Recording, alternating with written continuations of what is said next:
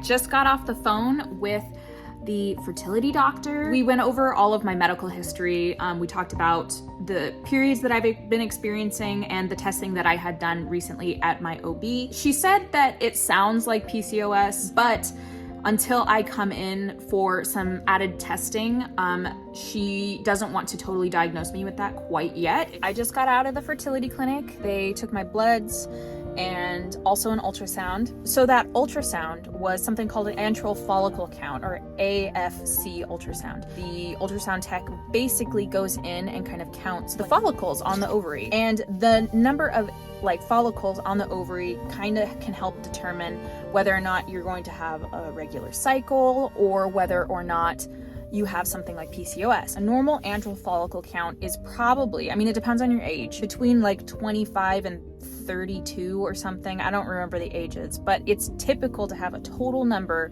of follicles to be about 15. That's good. Above 10 is pretty good. Above 9 or 10 is honestly pretty good.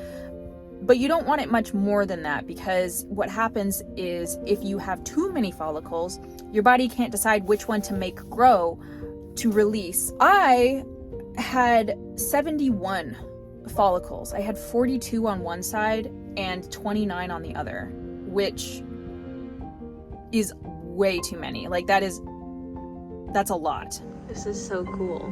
This is the fallopian tube filling up, and then the right one beginning to fill up with the dye, which is, full of the uterus. The dye had a really, really easy time going through my left tube. The right one, the dye really wasn't getting through the tube well. I had to tip my pelvis to the right, which started to force the dye through the right tube. She said that she can't 100% say, but she was fairly confident that there wasn't a blockage in the right tube. It's just that my body somehow has a preference for my left.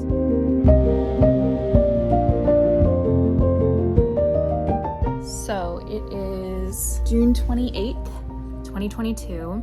I'm 14 days past ovulation and I keep getting cramps, but I haven't gotten my period yet. It just hasn't happened. And I might get a test because it's gotten to it's been so long since we've been trying that I just never test anymore. I stopped testing, and now I kind of want to get a test. I haven't taken a test in months and months and months. This morning, my temperature was 99 degrees, which is really warm. It's warm for me, especially for a basal body temperature. And I don't know, that's just a little interesting, a little strange. By now, I would have probably started to notice a dip in the temperature. I am feeling crampy. I don't know if that's imminent period happening or maybe something else, and maybe something stretching and growing. So I don't know. We're gonna see. I just thought I'd give a little update. So I got a pair of tests. I'm covering it because I don't know, the anticipation. Thought maybe we could look at it together. Should we look?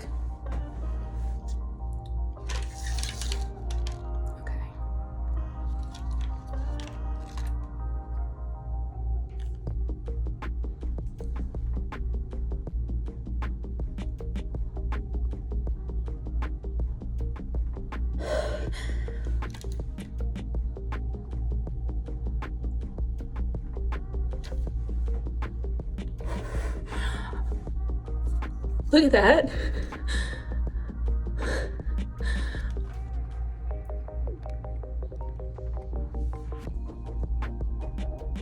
Oh my God, Blake is on his way home right now.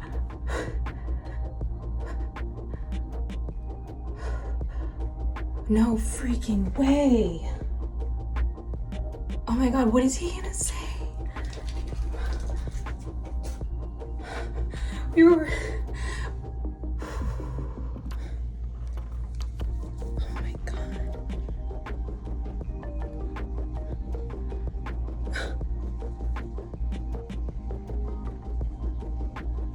Oh my God. I have to tell you something. Okay. I have something. You're gonna freak the fuck out.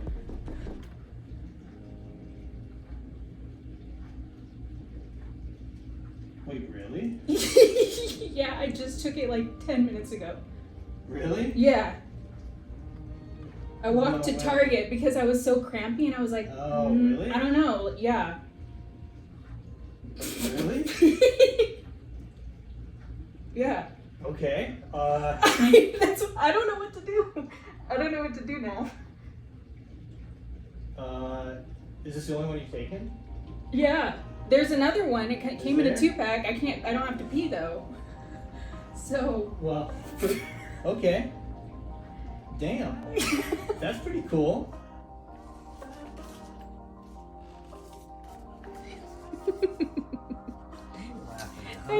You're just excited, I can tell.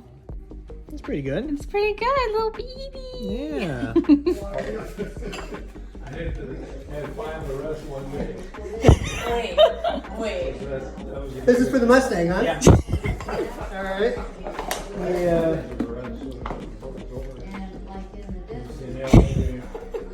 Vietnam, people were coming to the large cities like Los Angeles and hiding.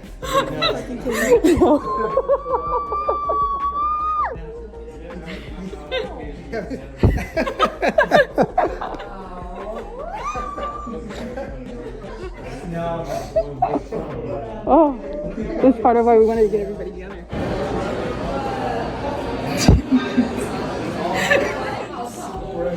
I know, that's why we wanted to tell you.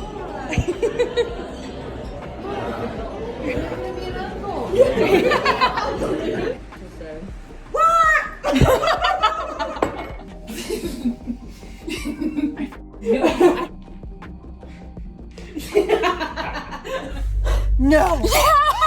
I know.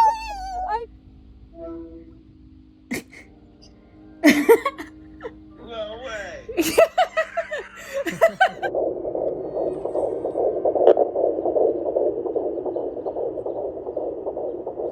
Oh, that's so cool. A leg, little limb.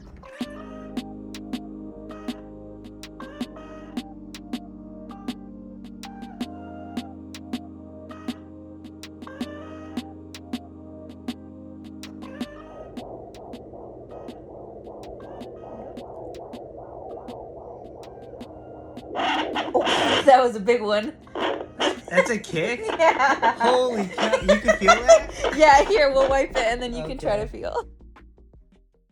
If you're watching this and you don't know, Caty is pregnant. Yeah. Yes. We're having a baby. Finally. I know. There's a big old belly here. Big old belly. Should we see the Should we see the belly? Yeah. Yeah. Got a belly? Look at the belly. I know. It's kind of crazy. Yeah. Mwah. So we announced it on Instagram. It's a little bit easier to do it there than to upload a vlog. And I also kind of wanted to give you guys a chance to ask questions because you knew nothing. This is a surprise. The only people that knew were like close friends and family. Yeah.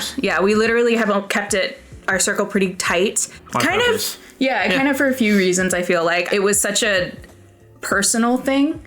I know people broadcast whatever they want to broadcast, but I wasn't comfortable broadcasting that. Yeah. Because it was just weird. I didn't want any opinions. I didn't want input outside of just a few very select people.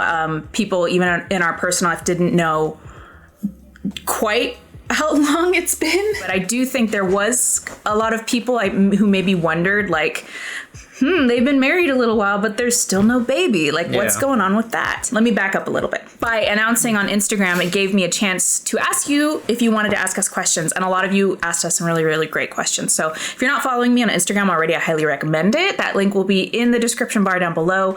And that way you'll be up to date, because I have a feeling it's just going to be so much easier to update like on Instagram, kind of the day-to-day updates. It's a lot easier. It's super easy. It's way, way, way easy. We have all of these questions that people have asked, which Mm-hmm. is really lovely. To be honest, I'm just so excited and want to know everything. After following y'all for 7 years, I'm so thrilled.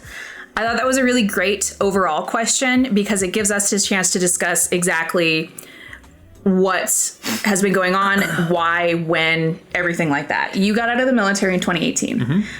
What happened next? I got on with the company working on airplanes, basically doing the same thing I pretty much did in the military, but it was a deployment-based job. So basically I would leave for so much time and then come home for so much time. And so it was like I would essentially work half the year almost, which was nice. And then the other half of the year I'd basically be off. Yeah, and so be like, free. Like which was right now great. I'm home and I don't work when I'm home, which is great. Yeah, it's a really great balance. Yeah. That you had that job.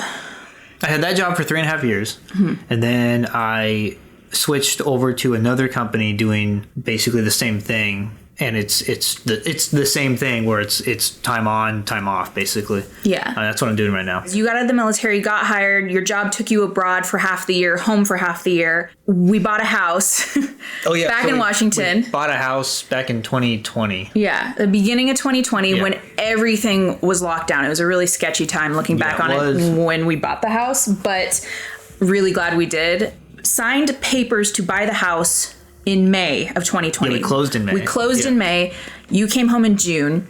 And I want to say I think we basically immediately just started trying, kind of. And that was in 2020. That was June of 2020. Because we were like, okay, we have the house. I have footage of taking tests from then. So I know that's I haven't seen that. I know. Yeah. It's because they were all negative. Yeah. So we immediately, I want to say, kind of started trying. But at the beginning, it was more like, It wasn't trying necessarily. It was more of like we're not preventing anything. Not preventing. Like there was no nothing, protection, basically. right? Well, and so the thing also is that like we didn't traditionally use protection in it was in the different protection sense of the term, because our method for basically our whole marriage, I want to say, pretty much. I think has been like I track my cycles and we don't have sex in our fertile window. Which, if you do it right, it works. It has worked for 10 years. Yeah. I love it. It's great because I don't have to take pills. We don't have to worry about it. And there's a big trust aspect of it where it's like, hey, we're good to do this time. Hey, we're not good to do this time kind of thing. And it worked really, really well for us. When you use that method and you're the woman in the situation, I feel like there's just a lot more thought that goes into like keeping track of everything. So I keep track traditionally of like when we're good and when we're not good. And so when I say like, hey, we pulled the goalie, we were trying, it's because suddenly those rules got flipped. And it was like, hey, I know when I'm not good. So like instead of having sex like not in the fertile window, suddenly it was like, hey, we can still do this because we're trying kind of thing. I still wanted it to feel very spontaneous and feel it wasn't like a natural, like a scheduled. Yeah, exactly. So I wasn't at the beginning, I wasn't taking any ovulation tests. I wasn't doing anything like that. But I also didn't share with you when I was fertile. So it was more spontaneous in that way. Which I didn't care, I guess. Like it wasn't like a... It wasn't on your mind, which is great. Yeah, which is honestly how I wanted it to be. I didn't want to put any pressure on it. You were home until December?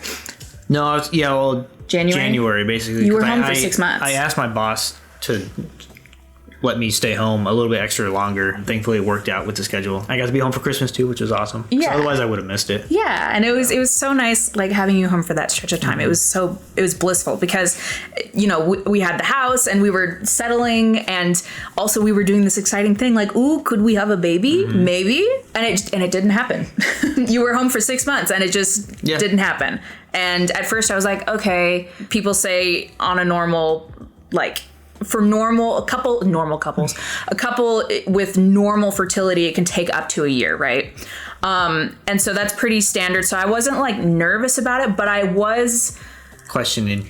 starting to question it because it was one of those things where it was like, I knew my cycles were funky. They were long. Yeah, you have weird cycles. Yeah, they were long. And so like that combined with the fact that you were home only half the year, it was like, okay, we already have half as many chances as a normal couple might have where you're together all the time. And so that was a little, I don't want to say nerve wracking, but it was one of those things that was like, I don't like this. Like, this doesn't feel quite it's in the back right. of your mind. Yeah. And it also just, because it's in the back of your mind, it just added that little bit more pressure. Anyway, you left, you were away for about 4 months, I think. So January, February, March, April, May. I came back in June. You came back in June again? That doesn't make sense. June 22nd. That doesn't make sense. Yep, because I left. Because there was some extra time, I think, because of the quarantine and stuff. Because remember that one? Yeah, I got spent 2 weeks in that hotel in Maryland. Oh yeah. Oh, that was so weird. Like 10 days in quarantine at site, which was stupid. And so this was in 2021. Yeah, beginning of 2021. So beginning it of was 2021. still COVID protocol, especially with DoD stuff. So. Yeah, DoD stuff, and also where we live in Washington, we were pretty locked down for a really long time, it felt like. He was away, and I also kind of took the initiative to start talking to a fertility clinic to kind of see what's really going on, right? And simultaneously, like, I was still like, my cycles are really weird. I think it had to have been like March or April, I don't remember, of 2021, somewhere in there. I had a cycle that was like... It was like 45 days. It was like 50, like almost really? pushing 50 days. And I was like, it was like the longest cycle I've ever had. And I was like, something's not right. Like, this doesn't feel right at all. I started to get the ball rolling with getting some testing done. And so I think I originally went to my OB, my normal OB, and they took bloods. Because I was straight up with them. I was like, hey... stuff's weird. Could you take my blood, please? Pregnant? Yeah. Or, cycle's really long? Cycle's really long. Not really working out. And they eventually referred me to a fertility clinic, which was great. But that first initial blood work showed that like everything was pretty much normal, except my thyroid levels were a little off. And also my testosterone was like through the roof. That's when she was like, you should probably go to a fertility clinic. And I was like, all right. Sounds good. So I made an appointment to talk to a fertility clinic near us. They were lovely, but it also took like, I think a couple months to make that appointment. It was like a 3-month wait or something.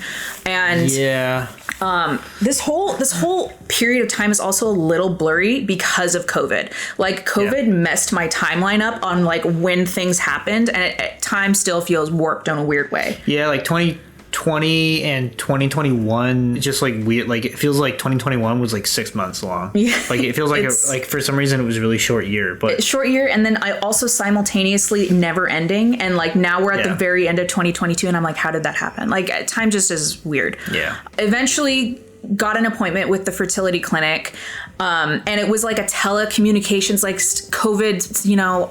I couldn't go there. It was like a telehealth call. It was a virtual call. She was like, yeah, you should come in. And I was like, all right. So eventually there was an in-person appointment that I went to. They took more blood work, not only blood work, but they also did an ultrasound. And the ultrasound looked at my ovaries and how like the follicles and all of it, just kind of checked me out a little bit. And the main thing was that like the testosterone was high, and also the ovaries were basically cystic ovaries. There were a lot more eggs around them than there should be. They didn't say it. They didn't say this, but they were like, yeah, it could be some like polycystic ovarian stuff going on. And I was like, okay, so that's PCOS. Yeah, PCOS. So which everything kind of lined up after they told me that. I was like, okay, yeah, the long cycles make sense. High testosterone makes sense. Insulin responses are messed up if you have PCOS. And so everything kind of lined up in that way when they told me that. And I was like, cool. But also that kind of sucks because it can really mess with your fertility. And I was like, crap, like that really, really sucks. And then I had a whole other separate appointment where they did an HSG test on me, which is essentially where you lay back and they shoot dye up your vagina, and then they take like x-ray pictures to see like it lights up your uterus and it lights up your fallopian tubes to see kind of like Where it goes? Yeah, where it goes, if your tubes are blocked, if there's anything that looks a little bit funky in your whole reproductive tract. And it was actually fascinating. I thought this was really interesting. I had read horror stories that it was going to be the most painful thing ever. Really? Yeah. The doctor just told me essentially to take, I think she was like, take 3 or 4 ibuprofen. Oh, yeah. So I did that. I was so nervous beforehand. I was like shaking laying on the table, but the nurse was so nice. She was like, she was literally like, how are your period cramps normally? And I was like, pretty brutal. And she's like, this will be fine then. You're used to it. I was like, okay, sweet. That sounds great. She was so nice, and it was not bad at all. So if you ever have to take an HSG, just take some ibuprofen. I swear it's really not that bad. So anyway, we did the HSG. Everything looked semi-normal, but they couldn't confirm whether or not my right tube was blocked or not, which I thought was interesting. Like the left one, the dye drained out perfectly and it looked exactly as it should. But the right one, they were like, I think so, but the pictures they couldn't confirm it one way or the other. And so I was like, okay. We did all of those tests. I went home, basically waited for you to come home. Time is I was weird. home from June-ish to October or something. Yeah. And this was about the time where we continued to act as normal and like keep trying. I mean, why not, right? But still nothing happened for the entire time you were home. And then you left again. And I think this is when I started to get really upset. Yeah. I started to get really existential at this time because we were still locked down, not seeing a lot of friends.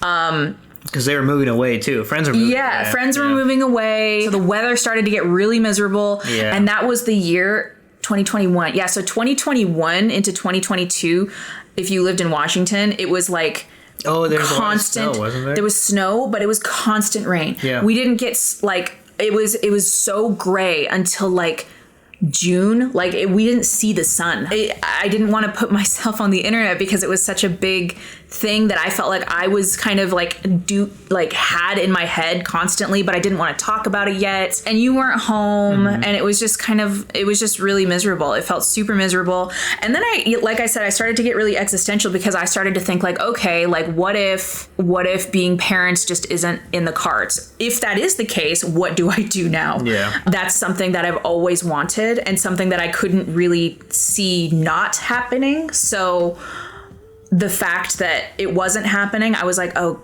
no, like what is my plan B? Like what do I do? And I started scrambling. I was like, okay, like it was just really bad. It wasn't a fun time. Eventually you came home. When did you come home?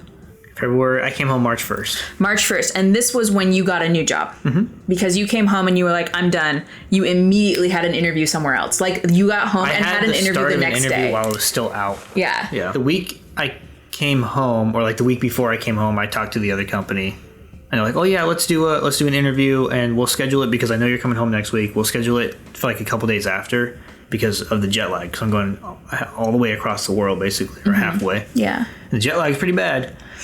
For whatever reason, I got home and then like immediately the next day had the interview because for whatever reason it got scheduled like a day earlier than I thought we had scheduled it. Yeah. So I was like, I remember super you jet lagged. Well, you were jet lagged, and I remember you waking up like 15 minutes before the interview being like, oh crap. Yeah, I was like, I think this is happening. Yeah. And so you like went to the office and you were like, I have this interview and I just got home yesterday, and like yeah, and then I told them they were understanding. They were cool. Yeah, they knew what was going on. So it worked out, and you got this job, which is great. New company, same kind of thing. Almost immediately had to go to training for this new company. Yeah, so I was only home for like a month, basically, and then went to training. What was really cool with this new company is I had to go through training.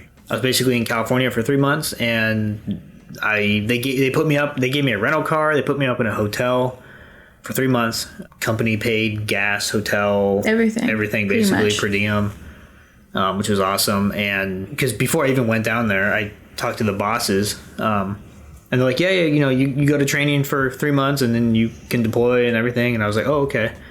Like, can my wife come visit me? He's like, oh, yeah. People do that all the time. All the time. Yeah. People have their families come all the time. So I was down there for about a month and a half. or so, and then you came down.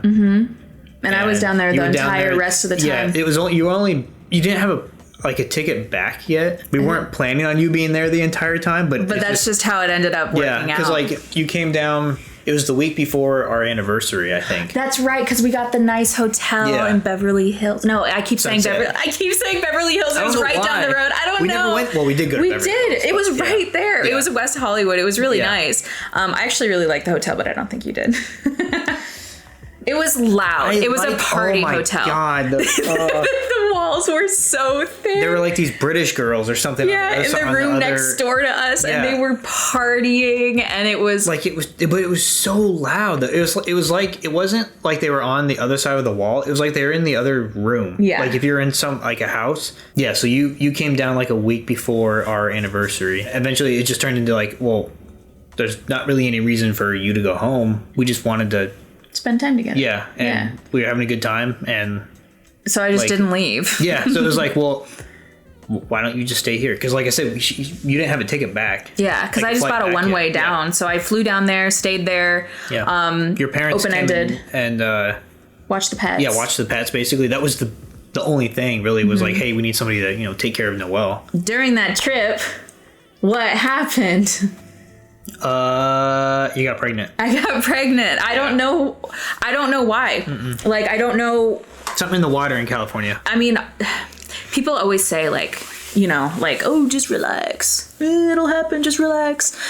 Which is like, okay. I hate that advice because it's just it's contrived. It doesn't actually mean anything. It doesn't mean anything, and it also just totally removes you from the situation to be like, oh, I know better than like what you're going through kind of thing. But I will say, I was very relaxed on that trip. Yeah. Like we were drinking all the time. We had good food.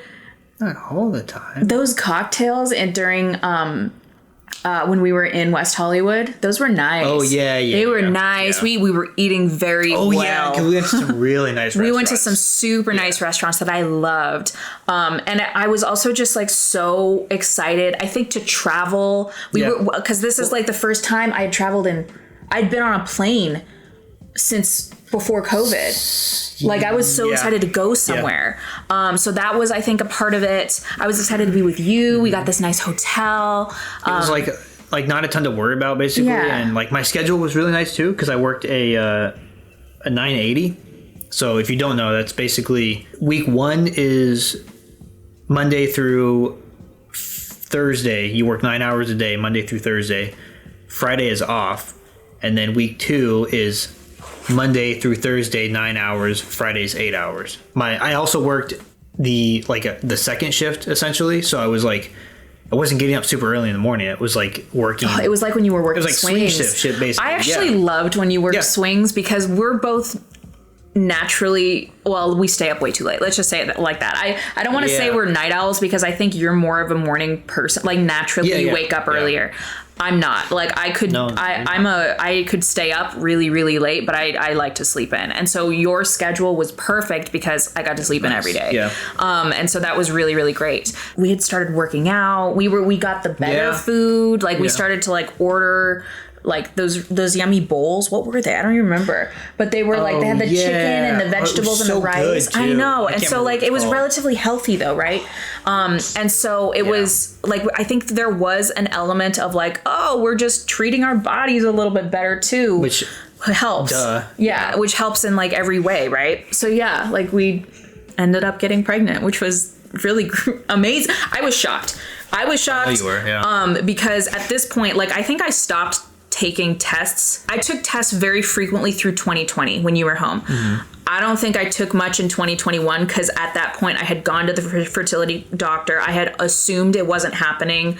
So I was like, what's the point in taking tests? I didn't want to waste money. I already know the answer. Yeah, like I didn't want to, there was no point. It's just a waste of money at that point to buy tests to know like 2 days later I'd get my period. Like there's no point. The cycle that we got pregnant, what ended up happening was like, I assumed my period was coming because I was feeling really crampy. And I was like, okay, like, it's the same thing. Like, wow, I'm shocked. Like it still isn't happening. But I also was still tracking my cycles at this point. And if you're a cycle tracker, part of what you're tracking is your basal body temperature. Your temperature starts out really low. It peaks when you get to ovulation and it stays really high until you get your period, and then it starts dropping again. Once your period drops again, your temperature, or once you get your period, your temperature drops again. Yeah. That's a very consistent cycle that you'll see on charts when you're charting your cycles. For me personally, normally my temperature will start dropping like 2 or 3 days before I get my period. So I'm like, oh, it's coming. Like I see my temperature tanking. And so I think I was like 13, 14 days past ovulation. So my temperature was really high and I was like, oh, it's going to start dropping. And the morning I took the test, instead of seeing it start to drop, it went higher. And I was like, that's different. That's something that I don't Higher. think. Yeah, it went higher. So that was something I had never seen before. And was very different, even though I felt really crampy and like I was definitely about to get my period. It felt like you were going to get your period. It felt like, and I was crazy too. Like I was feeling emotional. Like I was, but that's a normal period thing. And my boobs were hurting, like very normal. Stop touching them. Shut up. Very normal pre-period symptoms I attributed to my period that I was about to get. You take your temperature in the morning. So I knew that morning that my temperature was still really high. And I was like, that's kind of odd. But you had gone to work. And that whole day I was like, I think maybe it's just a fluke. I still feel really crampy. I'm going to get my period today because I was due to get it that day. So I ended up walking to Target because you had the car, got a test, came back to the hotel, took the test, and it was positive. And I was straight up shocked. I had never seen a positive pregnancy test in my life. My initial reaction wasn't like, oh my God, I'm going to cry tears of happiness. I was more like, oh my God, what do I do now? How did this happen? Like I was shocked. I was so shocked. But did you only take that one? I just took that one because it was a 2-pack and I took the one. You came home and I gave you the test. What did you think? I thought it was a COVID test at first. Yeah. I legit, like she pulled it out of her pocket and gave it to me and I was like, what is this? And then I saw like the pregnant, not pregnant thing on there or whatever. And it was like line through as pregnant.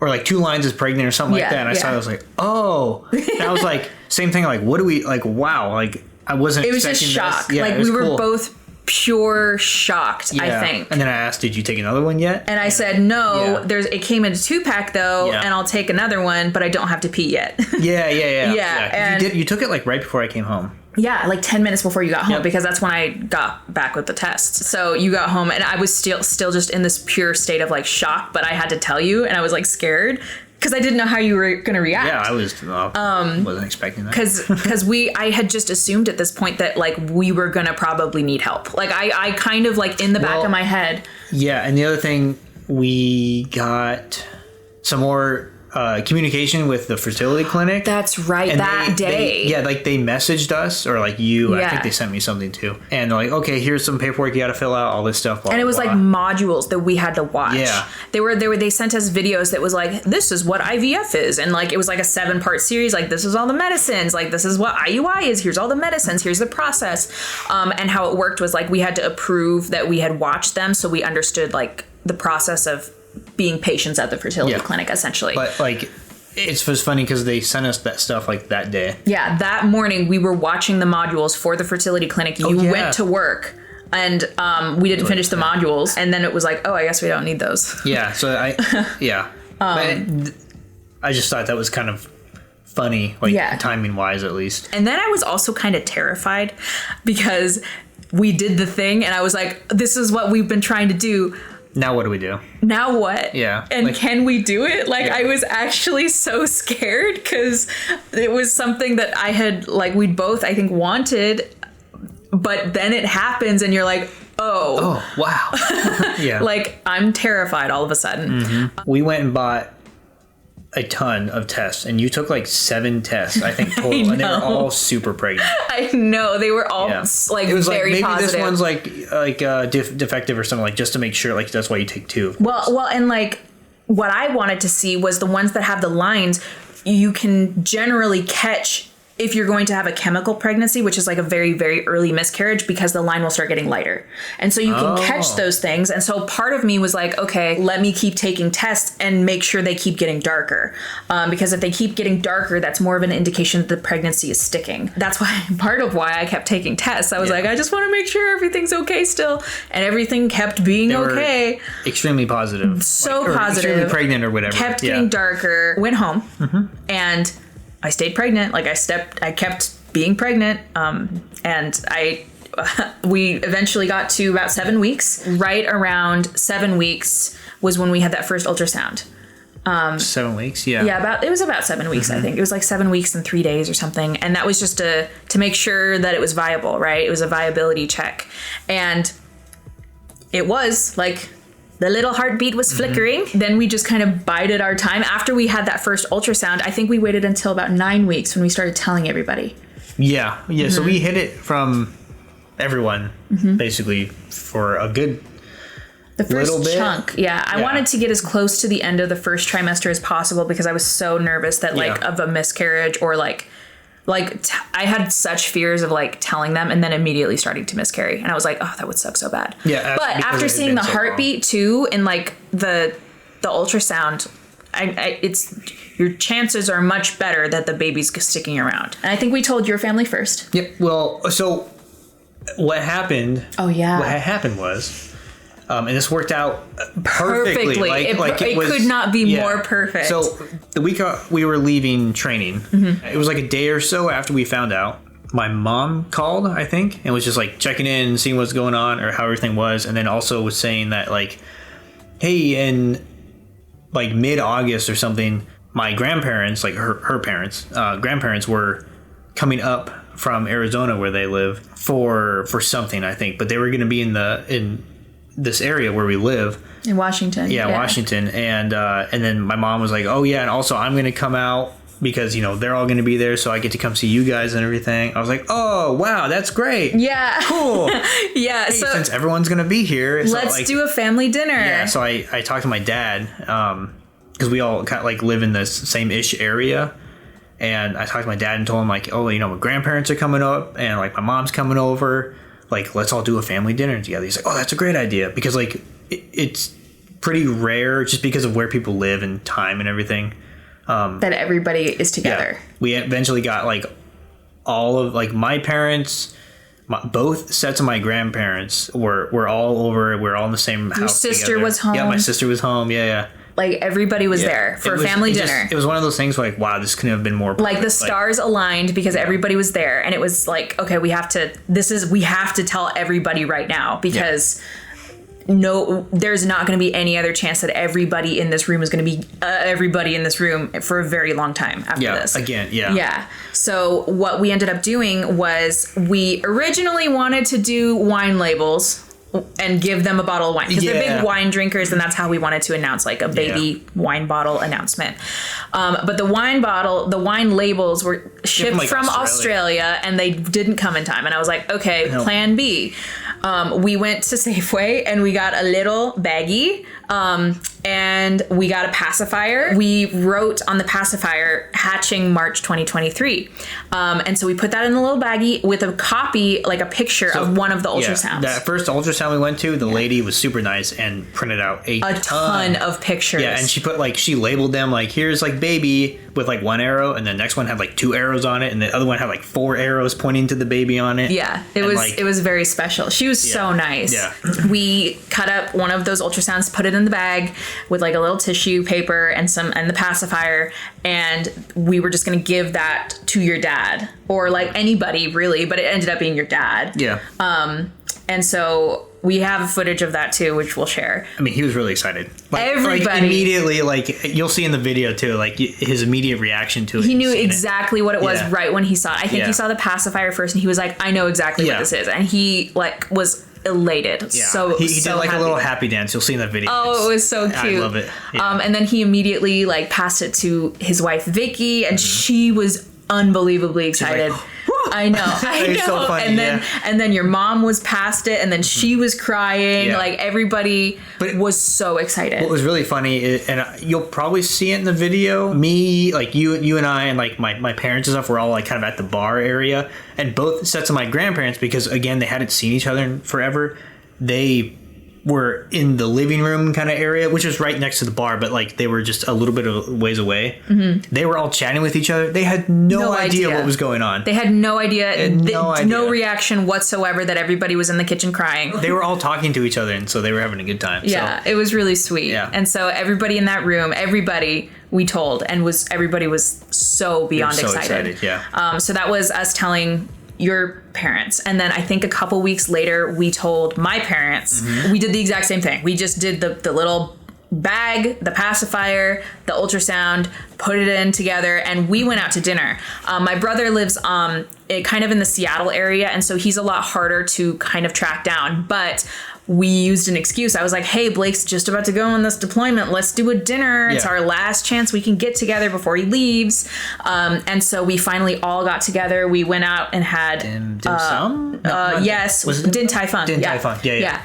So good. Yeah, it was really good. We went to Din Tai Fung. We were at this huge table, and it was very loud. Yeah, like which it wasn't I do the kind ideal of setting. regret. I do kind of regret that, but we didn't have a choice. It had to be just that. And I passed my mom the bag, and I'm pretty sure she immediately knew what it was too, and then she almost started crying right away. My dad didn't react that at all, but I didn't think he knew really what was going on. My brother was really excited. His girlfriend was really excited. Everybody was so excited, and so that kind of nailed our families. So we told all of our friends throughout this time too. In person, we tried as much as possible. There were a couple people that we didn't get to tell. It's hard to do that. Yeah. Everybody was over the moon, happy, so excited. And throughout this time, I think I had my 12-week appointment. You had left.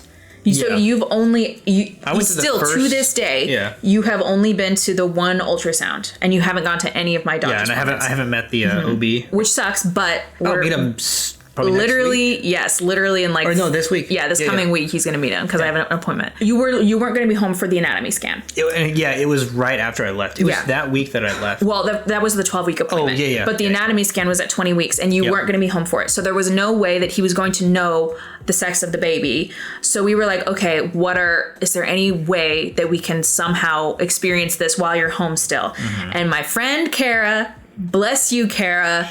She told me about the sneak peek test, which is just a blood test that you can take. It's like $100. Yeah. Or you could get the expedited. I'm pretty sure I got the expedited one because you were leaving like that week, and I was like, I need to know now.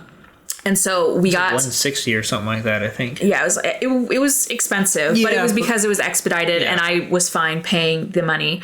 And it's basically there's a couple different ways. There's a fingerprint prick. There's also what I did was like the snap method, which is like it takes blood from like your arm.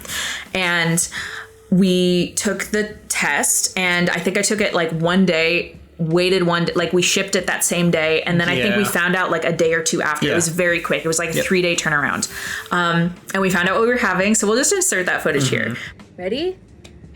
Yep, let's go. Oh, there's a video. Oh, God. We're having a girl? Oh, boy. Hey, you were right. I know. Oh, jeez. Oh, no. Oh, it already said it there. That's what I just pointed yeah, at. I saw that. I was like, and I didn't look at the whole thing. I was thinking, like, it could be this. It could be this. Like, this is what this means. Oh, boy. Oh, boy. Well, now what? No, we have to come up with a name. You knew Okay. it? Yeah. Why did you know it? Because, like, the vast majority of people in my career field and what I do have girls. I had no idea. Like, you were like 50-50? I was really 50-50. Now we have to come up with a name. But it narrows it down at least 50%. That's true. Oh, What do you feel? How do you feel? I'm excited and scared, of course, because like what my dad said. What did he say? He He's like, oh boy, maybe it's a girl. He's like, oh, good luck. And then he looked at Maddie. She's like, what? What do you mean? So then we had our anatomy scan around 20 weeks and got to see the baby, little girl. A little bit bigger. A little bit bigger. Yeah. She actually looked like a baby at this point, which was so exciting. Yeah. And she's tiny. She's a small little thing. And but she's normal. Like, my doctor said perfectly symmetrical is how he described her. And I'm gonna, it's good. It's perfect. Yeah. Like her head is perfectly in proportion with like her leg size and her arm size. Like she's exactly how she's supposed to be, which is amazing. And that's the last time we've seen her, unfortunately. But we've heard her and felt her a lot. Well, heard from the Doppler. Yes, we have a little Doppler, which I highly recommend. I'm so glad we got the Doppler. It's been so cool to just hear her little heartbeat, basically whenever we want. It's the best thing ever. Yeah, that's kind of where we're at now. Did I leave anything out? We can answer some questions in just a second. Yeah, I don't. But that's kind of how everything went. It was a big surprise in the sense that like we wanted it to happen, but I didn't think it was going to happen, and then it did. I was terrified for a while, and then I started to get excited, and now I'm just very excited. I think, like, I'm just very happy. It's exciting. It's super exciting, and like, of course, it's scary, but like, you can feel the gravity of what this is. Yeah, and I feel like that's what's going to make us hopefully very good parents because we know what we've done, and like, oh, like this is a huge thing. Like we're making this baby, like we're having a family, and that's such an amazing thing. Well, and thankfully we have a ton of family around us. Yeah, like, a lot of support like here. We'll be relying on lots of friends and family for lots of sure. babysitters. Yes. How many weeks are you? Congratulations, by the way. I'm just about to be 28 weeks. I'm due at the very beginning of March. I don't think I want to share the due date specifically because I don't want that pressure. Sorry. Like, I know once you all know the due date, you're going to be like, oh, it's the due date. Is she here? And I don't want that pressure. I'm going to log off like around her due date, I'm pretty sure. Boy or girl? It's a girl. It's a girl. They found out. Yeah. So excited for you guys. How are you feeling both physically and mentally? Physically, actually, this whole pregnancy, I feel like has been really good. I didn't really have proper morning sickness. I never threw up. There were a couple bouts of nausea, but it wasn't bad. It would come in waves and it would last for like 10 minutes and then it would go away, which was not bad. Very mild, like round ligament pain every so often. Like when I cough, you haven't even seen me with sometimes like if I like kind of brace a little bit, it's like, ow, that kind of hurt. But that's very rare and intermittent, thankfully. It's starting to get harder to like comfortably lay in bed and like move a little bit, but nothing I can't handle. And what else? Oh, and I'm breathless. That kind of sucks. I feel like I sound very out of shape all the time. So there's that. Emotionally, I feel great. I actually feel the like best I have felt in a really long time. Like emotionally, like mentally, I feel very stable and very happy and optimistic and just very like happy. Yeah. Like it's good. Yeah. You got something to look forward to. Yeah. What about you? I mean, how are you doing physically and mentally? I mean, physically and mentally, like nothing really is different. Yeah. Excited. And nervous, but not in a bad way. Like, and also like same thing, like anxious, but not in a bad way. Like, like excited, anxious, I guess. I'm looking forward to it. I'm like, obviously no rush for it. Cause she's cooking. Yeah. But, she's baking. We still got a little time. Yeah. We are procrastinating quite a few things, but that's okay. Have you finished preparing the nursery or are you waiting until it gets closer to the due date? We're waiting a little bit. But not intentionally so. That's us procrastinating. We could do it right now. But the new expansion for WoW came out, so I'm pretty busy. Yeah, that's fine. Pretty busy. I'm so happy to see you back on Instagram. Will you be more active moving forward now with baby? I want to be. I feel like... I know you like it a lot. I love it. Like I loved it before. Part of what made me want to get off the internet a little bit was because I was dealing with like this is a big thing I really want and now it's not happening, but is it happening? But if it's not happening, what do I do with my life? And so it was just very like anxious. I was a very anxious person toward the like especially the end of 2021. And now I feel like I have like this really cool purpose, you know, and I feel much more on board with being online now that I feel more comfortable in me and like what I'm doing. And that could be pregnancy hormones. Like I've been on a high, I feel like, since I've gotten pregnant. It feels really good. Though. I know. I feel very lucky. So many people have such a rough go of it. And I feel so lucky that that hasn't been me yet. So fingers crossed it stays that way. Hopefully. Did you have to do IVF? No. It was Thankfully. spontaneous. Yep. And I don't know why. Straight up. I don't know why it happened when it did. Will you guys share the name you have picked out? Do we have a name picked out? You think we do. Well, yeah. But Blake likes this one name, and I like it too. So your name is probably going to win. But I don't know if I want to commit to that until I see the baby. yeah, that's fine. So that's kind of like my hesitation. And so you guys won't know before we know, obviously. And I don't know if I'll know until I meet her. Yeah. Is kind of where I'm at. What do you think? No, I think, yeah, I agree. Yeah. Even though I know what it's going to be. Okay. Any feedback from Noelle or Kitty? I think Noelle doesn't know what's going on. Yeah. I don't think she does either. The cat has been super loving and like won't leave me alone. Like especially over the past couple weeks. So she might be getting it. She might know, yeah. But I don't think Noelle knows for sure. Noelle is like kind of the same as she's always been. Nothing. Yeah. Nothing different anyway. Was there a known reason for months it took to fall pregnant, i.e. PCOS, etc.?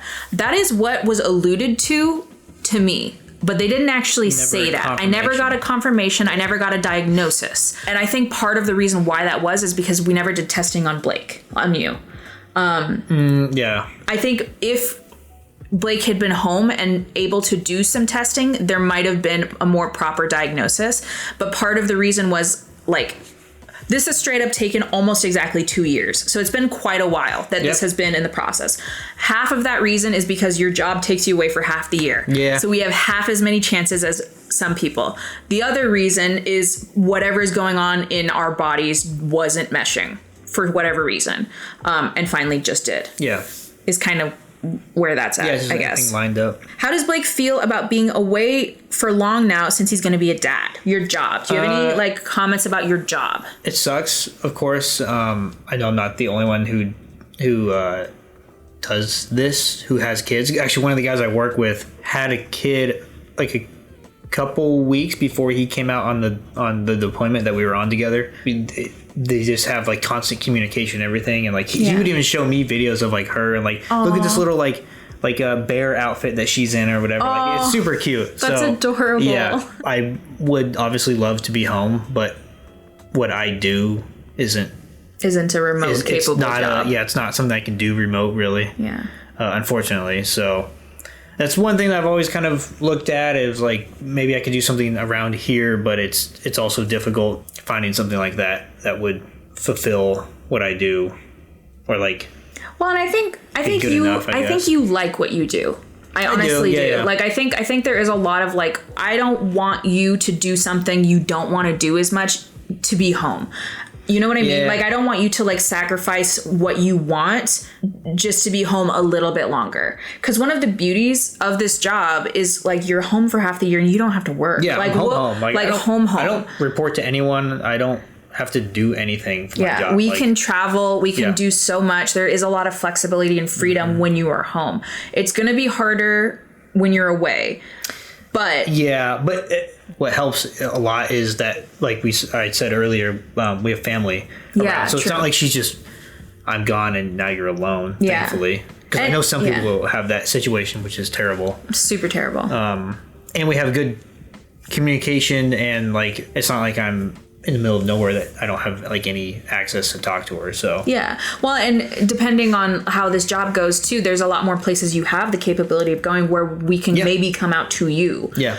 Which would be really, really, really cool. So we'll have to see. We'll see how that goes. We might just play it by ear, too. Yeah. Like, if it turns into one of these things where, like, she's 1 year old and you've known her for 6 months and, like, this sucks, like, we'll have to reevaluate, and that's totally fine. That's kind of just how life is. Like, you do it how it goes, and then reevaluate every so often just because it might be better. Yeah, exactly. What advice would you give yourself looking back now trying to get pregnant? Well, I mean, have a job where you're home more frequently? Yeah, I guess. I don't really have any input on that because Well, we couldn't have made her without you. Well, yeah. You know what advice I would give is if you have something weird with your cycles, like if your cycles are atypical in whatever way, either you bleed more often than you should, you go super long between periods, like whatever the case might be, that is enough reason in and of itself to talk to a reproductive endocrinologist. Like you can get the ball rolling whether you're trying or not to figure out what's going on with your cycles. And also people say if you've been trying for a year and you're still not pregnant, go to a reproductive endocrinologist or fertility clinic. If you have been trying for 6 months and your cycles are funky, that is the time when you can go to a fertility clinic. Like don't wait a whole year. Like you don't have to do that. Also, I think diet and exercise probably diet and exercise for sure. Especially if you have something that's like not wrong with you necessarily, but like something that's atypical, I guess, like possibly PCOS or something like that. I think diet and exercise would probably help that. Yeah, diet and exercise for sure. And here's the really annoying thing is that there are a ton of people online that are like, hey, I'm a PCOS like therapist. I help people with this. I'm a health expert. Like there's all of these weird titles. None of them mean anything. Don't listen to anybody on the internet, including me. Like honestly, take this with a grain of salt. But like there are things you can do to help your cycle if it's funky. If there's something weird going on with it, I really highly recommend talking to a reproductive endocrinologist. That is a fertility clinic doctor. That is a doctor you go to at the fertility clinic. And they can run blood work. And until you have blood work to know what your hormones are doing, there's nothing you can do. You can't know what your problem is until you have something, an evidence sheet of what is going on. For me, it was the wicked high testosterone. It was the wicked, like it was way, I don't know if I have the test results anymore, but it was like way too high. My testosterone levels were through the roof. And so that was really high. So I knew my hormones were weird. And also I had way more follicles on my ovaries, which indicated cystic ovaries, like there were too many, which is the C in PCOS. If you have like anything like that going on, just like go talk to a doctor. And also fertility clinics book up really far in advance. So what I would honestly do is if your cycles are weird and you think you might be trying for 6 months and nothing has happened, I would call it about 3 months and just get on the books. Call it 3 months, make an appointment for 6 months out. In that time, if you get pregnant, great, cancel your appointment. If in that time you're still not pregnant, you can get the ball rolling with what might be going on with you, which is a great thing. Yeah. Because the more knowledge you have, the sooner, the better. The better. Yeah. Do you have anything else to add? I don't think so. We're excited. I'm excited. Looking forward to it and kind of. It's gonna be a fun time. Yeah, I think you're glad that everyone else knows now or that it's out on. I know. I was terrified. I was Instagram, I was literally, before I posted the post, I was like, I'm so scared. Yeah, you kept telling me, I'm so scared. I don't know why. Just like, post it. I know. It's such a vulnerable thing to throw out there. Oh yeah. But now I'm just so beyond excited. I'm so excited that everybody is excited. Yeah, that helps. I hope you guys enjoyed this video. If you did, make sure you give it a big thumbs up and subscribe if you haven't already. And we'll see you next time. I'm hoping we'll do this a lot more frequently now that there's something exciting happening. Yeah. We're gonna have to. Yeah, and follow us on Instagram too, because there's gonna be a lot of updates there, and maybe TikTok. My TikTok sucks though. Like maybe you shouldn't. I don't know. We'll see. Maybe don't. Maybe don't. I mean, you could check it out, but it's not going to be good. I'm embarrassed by those TikToks. Okay. Anyway, we'll see you guys later. Bye. Bye.